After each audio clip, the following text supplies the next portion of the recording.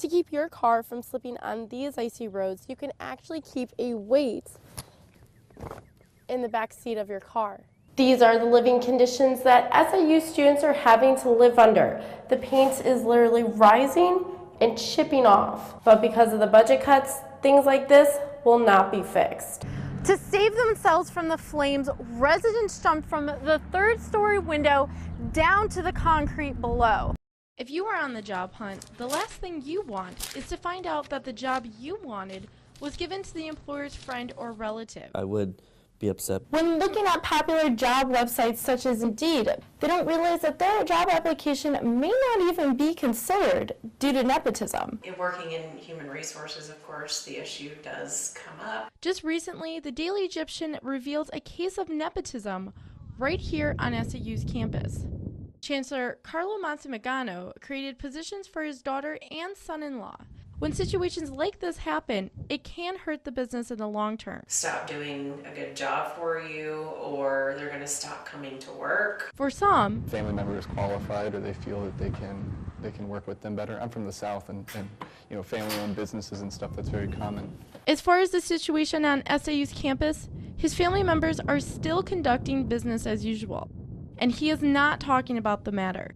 However, this is not always the case. Director was supervising her spouse, and that situation was quickly resolved. Either way it goes, unfortunately, nepotism is something students could face. It's just another Tuesday night for Brad Johnson and his volunteers. I mean, you can see how busy they are in the kitchen, but this food is not for them. I felt we need to have a ministry that would reach people like the homeless. He uses banquet ministries to help build relationships within the church. It's like going to a movie theater. You go to church and you're entertained with the worship thing and the message, and you go and you don't really connect with people. So that is the mission here. Since I was young, I always felt for the people that didn't seem to have a lot of friendships or had trouble connecting, or people rejected because they were maybe odd or quirky. His passion for wanting to make outsiders feel accepted is what helped spark his idea for banquet ministries. And he is seeing the positive impact. And he started coming with his family, and he really felt accepted, embraced, and it was funny because all of his friends who had anxiety issues, he was inviting and coming, participate in the ministry. It has become a home for the homeless and a welcoming place for those that need a friend. He just enjoyed coming here. Every time we'd go by the church, oh, is it time to go there? Is it time to go there? He'd want to be here. You feel good about yourself. You feel like you're making a difference in people's lives. Sometimes it's just doing the little things, like inviting people for a homemade dinner. She's a 4-year-old girl that has already gone through so much.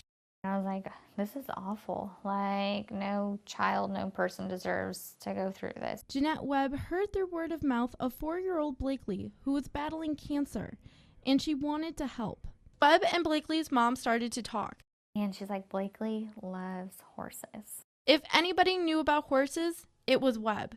I grew up rodeoing and barrel racing, and so it's just in my blood, and it's who I am. She was even Miss Rodeo Illinois of 2012. So Webb decided to gather some items for Blakely's birthday. And Orshlands and Cape donated a hat, and Jim and Dotson and Anna donated cowboy boots, and this year's Miss Rodeo Illinois, she donated a shirt. And it didn't stop there. Adam, my husband, his aunt made a rocking horse.